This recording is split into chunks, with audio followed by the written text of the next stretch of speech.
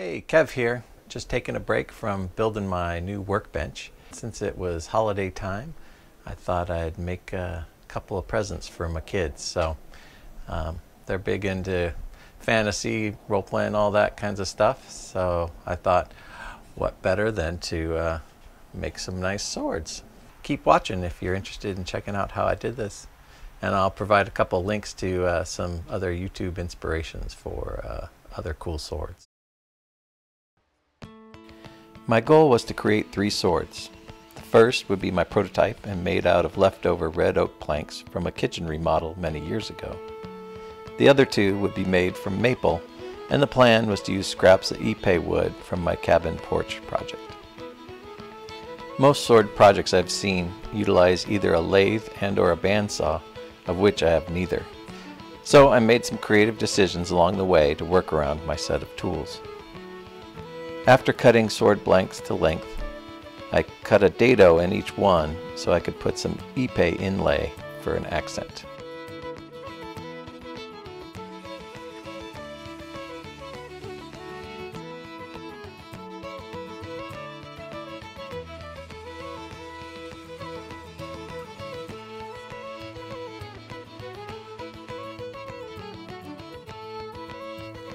Once I got everything sanded to fit, I glued it all together.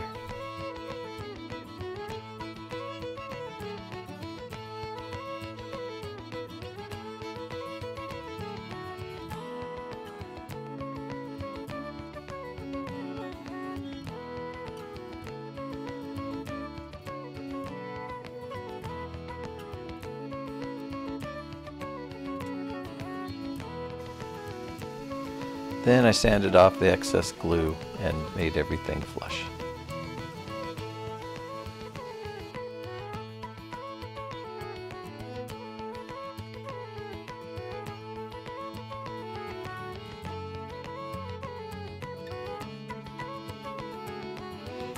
I decided my sword was going to be too thick after putting in the inlay, so I cut out the middle section and then re-glued them together.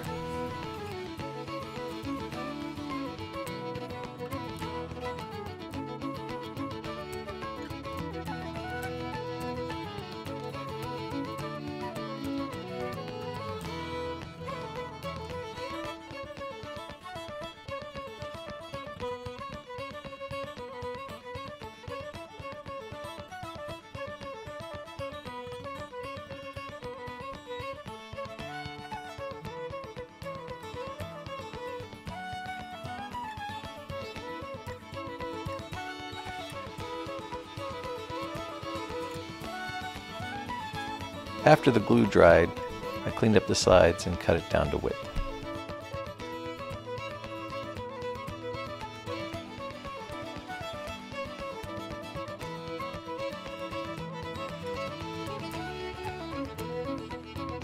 Next step was using a cove bit to cut a little groove in the blade.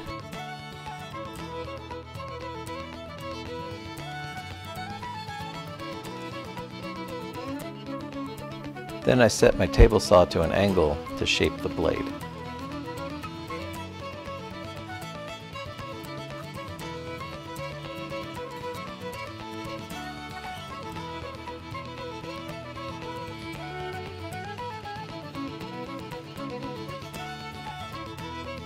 Then it was time to sand. I used pencil marks to help keep track of how much I've sanded.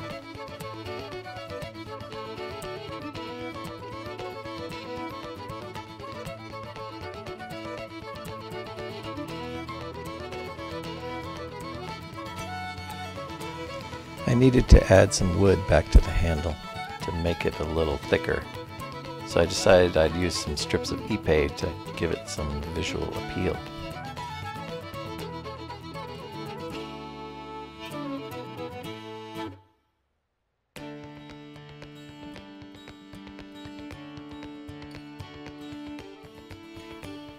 Not having a bandsaw, I resorted to trimming down the excess with my pull saw, which worked great, by the way.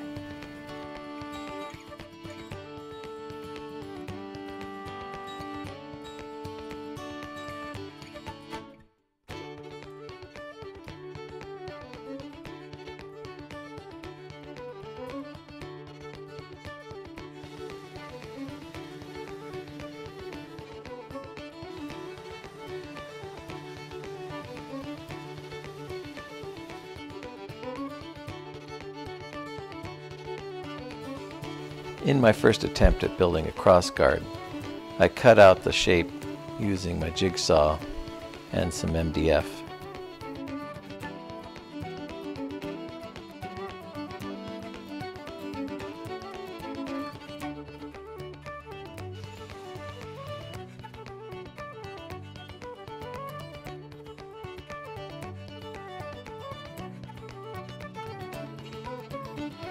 I then cut the excess off with my table saw sled.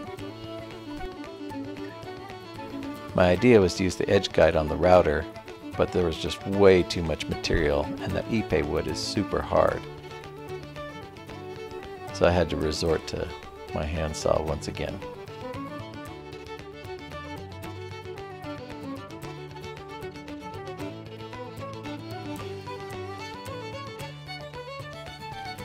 Using some CA glue and some wood dust, I was able to fill in various imperfections.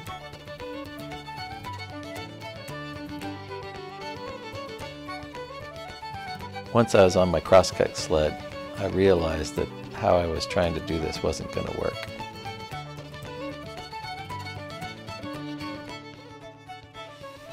So I grabbed another piece and tried again.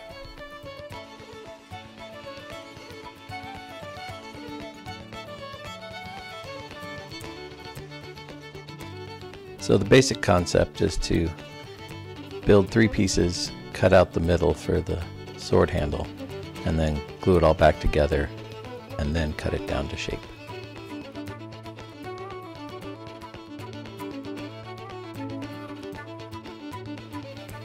Here I'm creeping up on the cut in order to make it fit just right. Then I make all the angle cuts for my crossguard on the sled.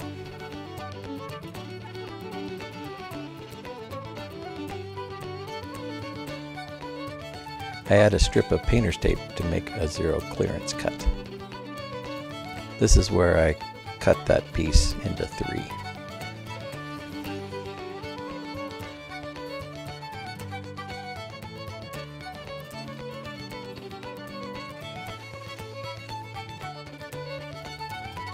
Back to my crosscut sled, I cut out the sections where the handle will go.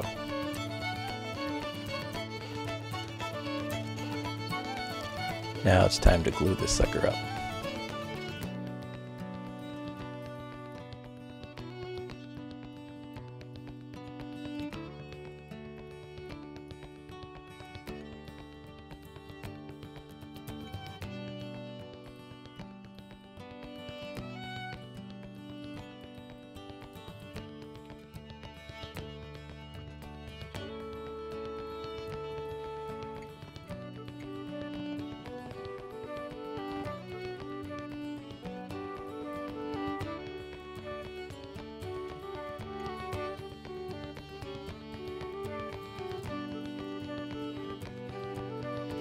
Now it's time to sand off all that glue.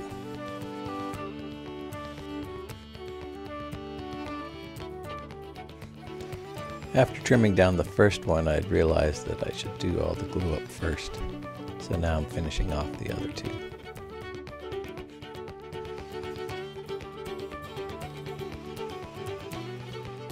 Now it's starting to look a little more like a crossguard. Seeing as it's a little tight, I need to clean out some of that squeeze out and do some sanding. In order to get my blade high enough, I have to take out some of these spacers in my crosscut sled. Using some double-sided tape, I'm able to attach the crossguard to a plain block to help me clamp it down.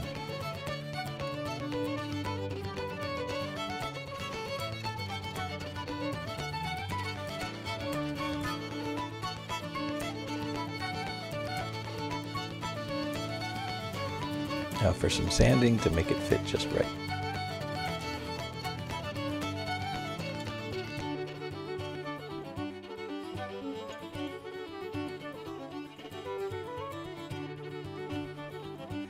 For the tip, I used a lid to mark out a curve and then a file to make it the right shape.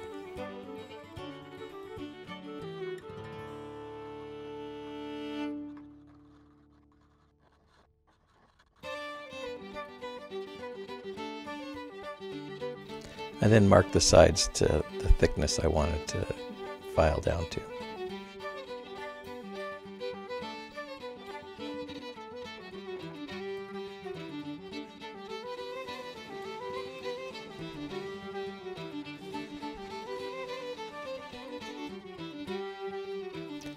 Now it's time for the pommel. I employ the same strategy to fit it on the handle as I did for the crossguard.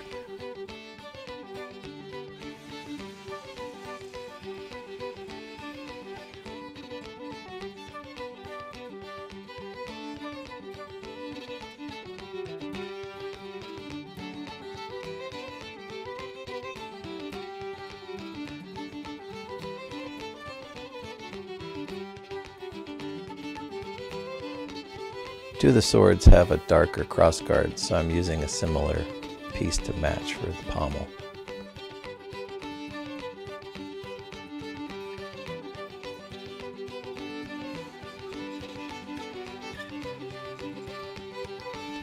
Here I'm dadoing out the section for the handle.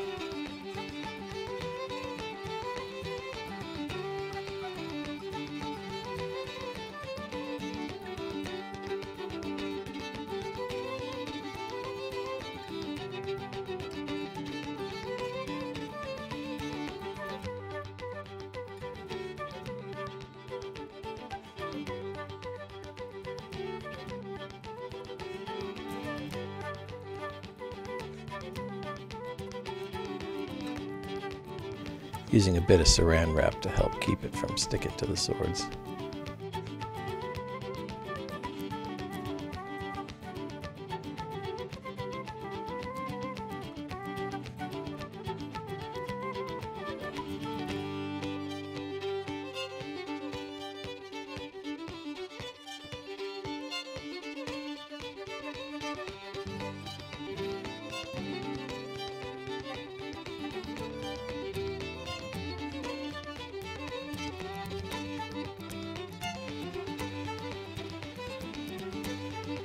Using my clamp, I'm able to make lots of little cuts to simulate using a bandsaw.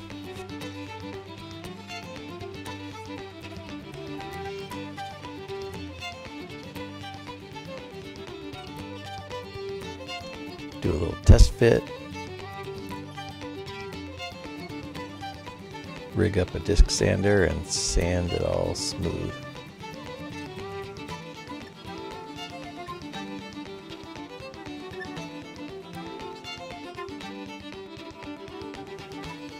Fresh sandpaper seems to help, as the scraps make a run for it. I'm free! Time to glue all the pieces together.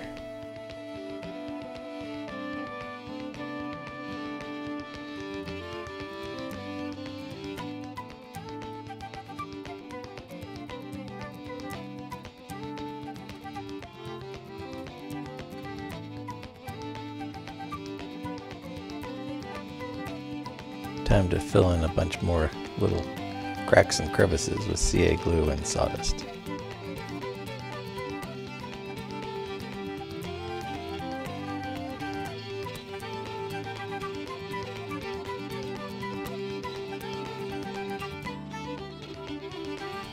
Some hand sanding.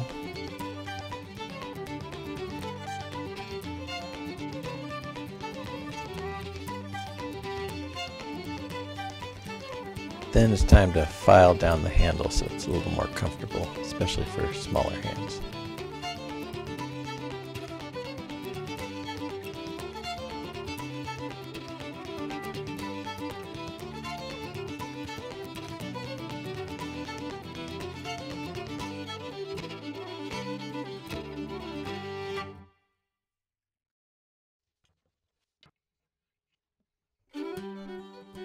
Using the pencil trick, I sand down through the grits to 220.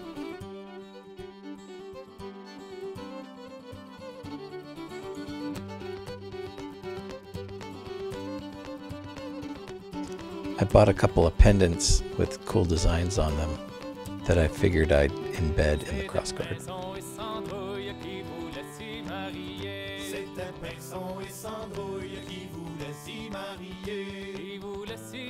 so I have to cut off and file down the clasp.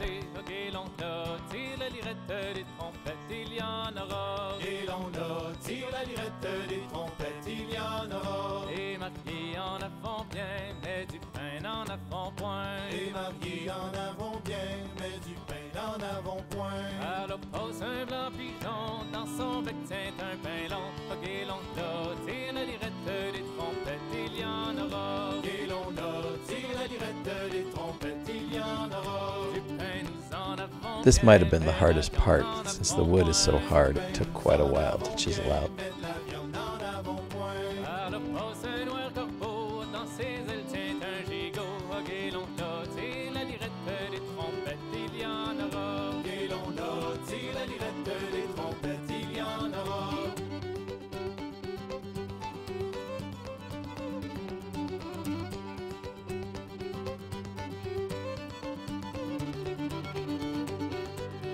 Next, I wiped everything down with some mineral oil to get rid of the dust.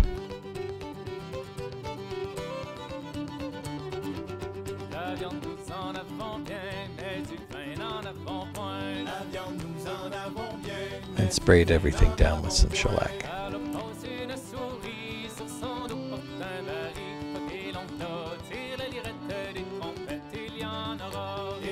Then finally glued the medallions in place.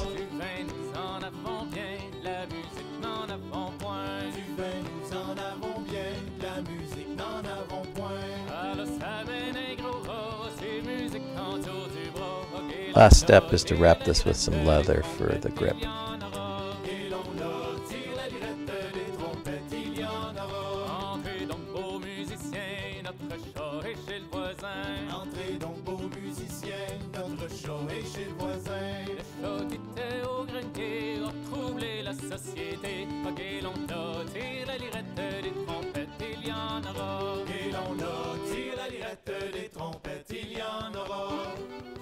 Cut to fit and glue up the ends.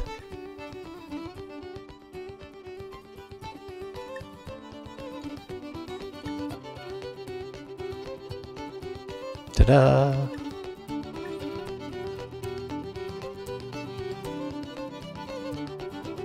Il saute sur le musicien, ensuite sur le marchand de vin. Il saute sur le musicien, ensuite sur le marchand de vin. Pour lui sauter sur le pigeon, qui s'enfuit sur un pignon. Ok, l'on a, tire la lirette des trompettes, il y en aura. Et l'on a, tire la lirette des trompettes, il y en aura. Pour lui sauter sur le corbeau, qui s'envole bien plus haut. Pour lui sauter sur le corbeau, qui s'envole bien plus haut. C'est Cendrouille d'un coup d'étrier qui lui cause la cheville. Ok, l'on a, tire la lirette des trompettes, il y en aura. Oh, and I bought some fabric to sew up some custom bags for these too.